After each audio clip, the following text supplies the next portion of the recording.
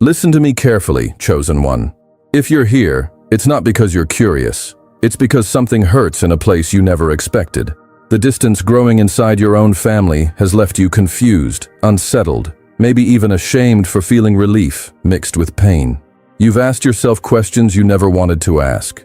Why does it feel heavier when they are close? Why does peace return when they step away? And worst of all, why do you feel guilty for that peace? Let me say this slowly so it lands where it needs to land. God does not remove people randomly, and He certainly does not remove family by accident. What feels like loss to you may actually be precision. What feels like abandonment may be divine timing unfolding without your permission. Here is the truth most people are never told. God sees conversations you were never present for. He sees intentions that never reached your ears. He sees resistance forming quietly in hearts you trusted. And when your calling begins to grow, when your alignment shifts, when your light sharpens, not everyone around you can remain without consequences. If certain people leave you emotionally drained, mentally anxious, or spiritually heavy after every interaction, this message is for you. Not to accuse them, not to harden your heart, but to finally understand what is really happening beneath the surface. Stay with me until the end, because what you're about to discover will completely reframe this separation. You will see why distance can be protection, why silence can be mercy, and what this season reveals about the weight of your calling. And before we go any further, if this message is already touching something deep inside you, take a moment right now. Like this video, subscribe if you haven't yet, and comment 99 below. Not as a number, but as a sign. 99 represents the ones who are guarded, set apart, and watched over while others are moved away. It's a spiritual marker that says, I trust the process, even when it hurts. Now stay with me, because the next part will explain why this pain started in the first place. There is a moment most chosen ones remember clearly, even if they didn't recognize it at the time. A prayer whispered in exhaustion, not dramatic, not desperate, just honest. God, I just want peace.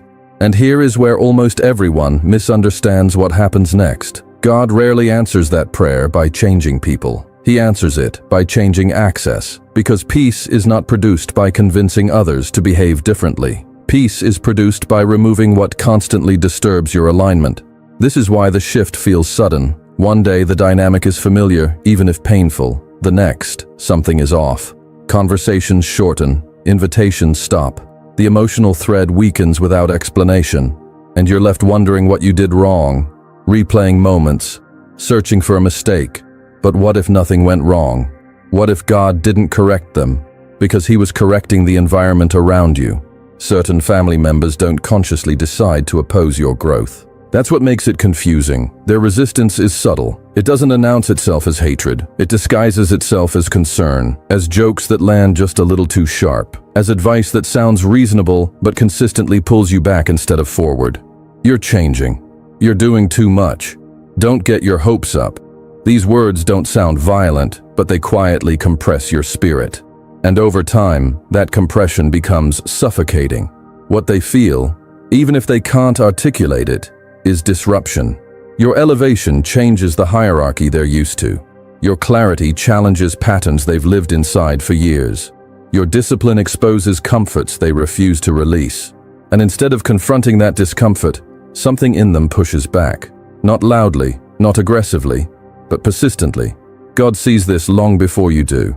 He notices how every interaction costs you energy, how your peace erodes after every conversation, how your intuition tightens in rooms that once felt safe. And when He decides to act, He does not announce it. He doesn't send a warning. He doesn't give a countdown. He intervenes silently. Distance begins quietly. No explosion, no betrayal, just a gradual loosening, a subtle detachment. And then something unexpected happens inside you. You feel lighter. Not happy, not relieved in a celebratory way, but calm. A calm that feels almost inappropriate given the situation. That calm is not numbness, it's confirmation. It's the nervous system finally resting because the source of disturbance has been moved out of your immediate field. This is why the guilt hits next. You think, why do I feel better when they're not around? Because peace recognizes peace. Your spirit knows when pressure has been lifted, even if your mind hasn't caught up yet. God does not wait for situations to become unbearable. He moves early, quietly, precisely. And the earlier he moves, the less dramatic it looks, which is why most people miss it. But you didn't. You felt the shift. And what you're feeling now is not rejection, it's repositioning. But here's where this gets even more unsettling, because the silence you're experiencing is not the end of the movement. It's only the first sign that something much deeper has already been set in motion. And the next phase will explain why this distance had to happen before you could see what was really protecting you. What you are experiencing right now is not a disagreement, and it is not a misunderstanding. It is something far more subtle and far more dangerous if you misinterpret it. This is where most chosen ones misunderstand the process. They assume the tension is emotional, relational, or circumstantial. But what's actually happening operates on a layer most people never learn to see: spiritual friction. Friction appears when two things move in opposite directions while occupying the same space. Your growth is movement, your alignment is movement, your discipline, your obedience, your clarity, they are motion. And when you begin to move inwardly, spiritually, energetically, everything around you that refuses to move begins to resist. Not because you attacked it, but because your movement exposes its stagnation. This is why your faith makes some people uncomfortable. Not because they hate God, but because your consistency forces a mirror they didn't ask for. Your discipline challenges their excuses. Your elevation confronts their avoidance. And instead of adjusting, they project. The criticism you hear is rarely about what you did. It's about what your existence now reminds them of. You think you're better. You're acting different. You've changed. These statements are not observations. They are reactions, pressure responses. When someone criticizes your obedience, they are responding to the internal conflict it creates within them. And this is crucial to understand, because if you take that criticism personally, you step into a war you were never meant to fight. You start explaining, defending, softening yourself, shrinking your light to preserve comfort. And the moment you do that, alignment begins to fracture. God does not wait for that fracture to become visible. He moves people before damage sets in, not after. This is protection, not punishment. If God waited until betrayal was obvious, until words turned openly hostile, until sabotage became undeniable, the wound would already be deep. Instead, he intervenes early. He removes access quietly. He reduces proximity. He disrupts influence before it can redirect your path. And here's the part that feels unfair. You don't get evidence. You don't get a file. You don't get proof. You only get distance. That's why it's so easy to second-guess yourself, to think you imagined it, to believe you overreacted.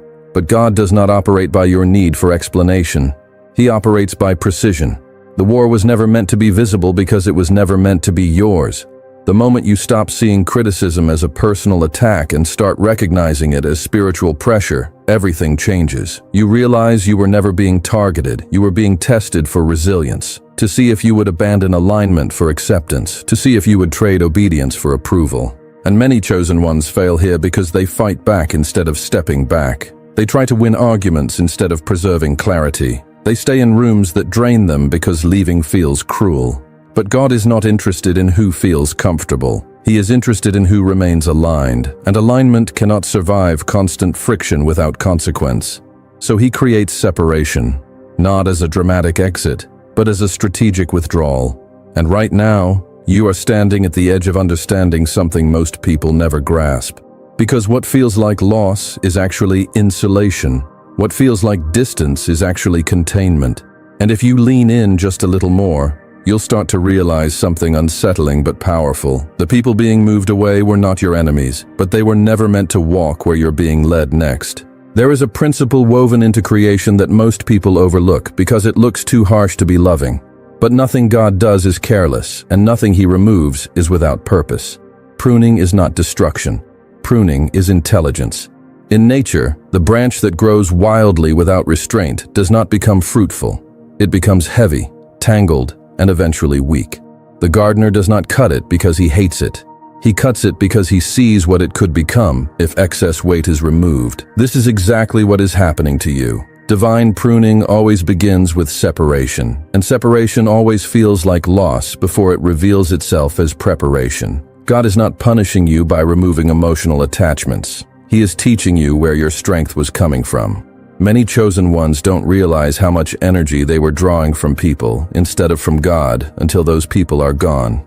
Encouragement became dependence. Familiarity became safety, and safety slowly replaced faith. God removes emotional dependencies not to leave you empty, but to recalibrate your source. Because the calling you carry cannot be sustained by human validation. It requires a direct line. This is why chasing people during this phase is so costly. Every message you send out of fear, every attempt to restore access prematurely, every effort to pull someone back into your space before the pruning is complete, delays the fruit. You think you are fixing the wound, but you are reopening it.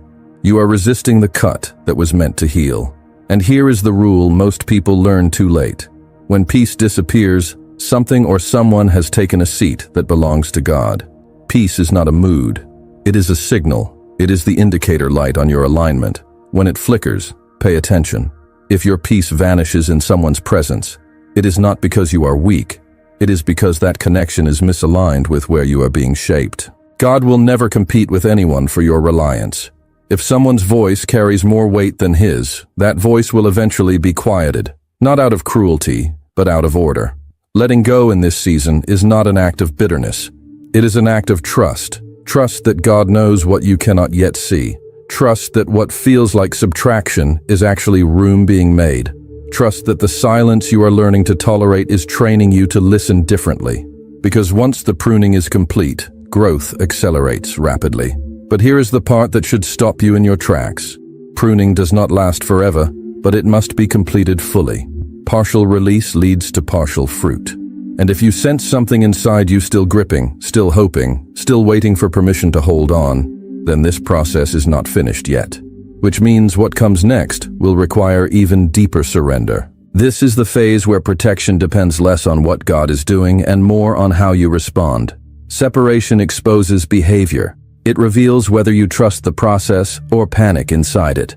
And this is where many chosen ones unintentionally sabotage what was meant to shield them. The instinct to argue rises first. You want to clarify, to correct the narrative, to defend your intentions. But arguments anchor you to a battlefield God already removed you from. Explaining yourself feels productive, but it quietly reopens access. Every explanation invites negotiation, and negotiation dilutes authority. Silence, on the other hand, seals boundaries without hostility. Then comes the urge to chase, to reach out one last time, to restore normalcy. But chasing during separation communicates fear, not love. It tells the spirit realm that you do not trust what is unfolding. God never requires pursuit to maintain what he ordained. What is meant to stay will not need to be chased. What is being removed will only hurt you if you resist it. This is why prayer replaces reaction in this season. Not loud prayer, not dramatic declarations, but grounded, surrendered prayer. Prayer that says, I don't need to understand to obey. Silence becomes strength when it is chosen, not forced. Surrender becomes power when it is conscious, not passive. And forgiveness. Forgiveness is the weapon most people misuse or misunderstand. Forgiveness is not agreement. It is not approval. It is not reconciliation. Forgiveness is release. It cuts energetic cords that would otherwise drain you long after the person is gone. When you forgive, you remove their ability to occupy mental space. You take your power back without confrontation. Pain offered to God does not rot. It transforms. Unoffered pain becomes poison. Offered pain becomes protection. It sharpens discernment. It strengthens intuition. It teaches restraint. And here is the truth you need to hear clearly. You are not being abandoned, you are being preserved. Preservation rarely feels gentle in the moment, but it always proves precise in hindsight. Right now, restraint is your shield, silence is your alignment, and surrender is your declaration that you trust the one who sees the entire path. But understand this. The way you behave now determines how clean the transition will be, because something is about to become clear soon. And when it does, you'll understand why staying quiet was the most powerful move you could have made. There is a moment in every true transition when logic stops being enough. When explanations, reflections, and even faith itself begin to feel suspended in midair. This is where mystery enters, not to confuse you, but to confirm you. God understands that the mind resists what the spirit already knows. So when separation stretches longer than comfort, when silence becomes louder than words, he often speaks in a language older than thought. A sign, not dramatic, not announced. Not supernatural in the way movies portray it. but living, timed, precise.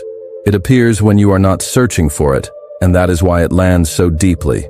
God frequently confirms seasons of separation through something alive because life recognizes life. The sign does not argue. It does not explain itself. It simply appears and activates recognition. You notice it more than once, in moments when your guard is down, in transitions, in pauses, and you feel it before you understand it. This is not coincidence. This is communication, and the form is almost always humble.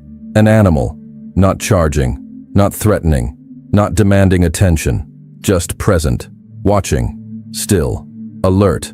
This is intentional. The animal does not attack because this season is not about conflict. It does not chase because what is being removed does not need to be pursued. It observes because discernment has replaced reaction. It stands guard because something sacred is being protected while you are still learning how to protect it yourself. In the natural world, animals that guard do not roar. They remain aware. They sense shifts before danger arrives. They position themselves between vulnerability and threat. This is the symbolism God uses because it mirrors what He is doing around you right now. While you are grieving what feels like loss, something has been stationed.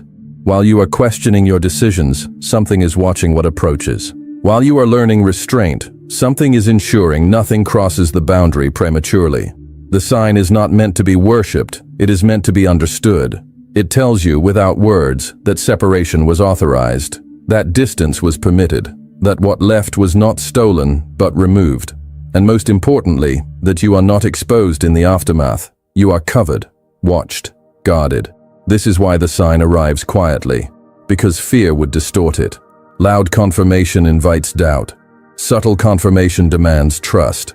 And when it finally clicks, when you realize you are not being stripped but shielded, something inside you settles. Not excitement, not relief, assurance.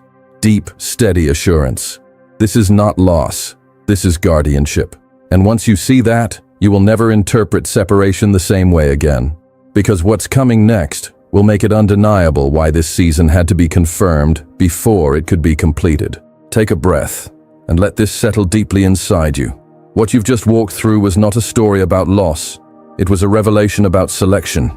You were never rejected. You were chosen. Chosen for clarity. Chosen for alignment.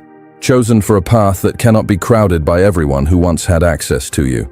God heard what you didn't hear. He saw what you couldn't see. He acted not out of distance, not out of indifference, but out of fierce love. A love so precise that it intervenes before damage is done. A love so intentional that it removes quietly, so your heart can survive the transition. The pain you felt was not a mistake. It was evidence. Evidence that your calling carries weight. Evidence that your destiny required protection. Ordinary paths don't require pruning. Ordinary lives don't trigger separation. What you're walking through is not punishment, it is preparation. And here is the shift that changes everything. The separation that hurts today will protect you tomorrow. The silence that confused you will soon make sense. The distance that felt like loss will reveal itself as the very thing that preserved your strength, your focus, your future. You are not late. You are not behind. You are exactly where you needed to be for what's coming next. So I want you to mark this moment, not emotionally, but intentionally. Go to the comments and write this sentence. I trust what God removed to protect what He revealed. Write it as a declaration. Write it as alignment. Write it as faith in motion. And as you do, understand this. You are protected. You are guided. And nothing God removes was ever meant to go where you are going. Walk forward with certainty. Walk forward with authority. Walk forward knowing this. You were never rejected. You were chosen.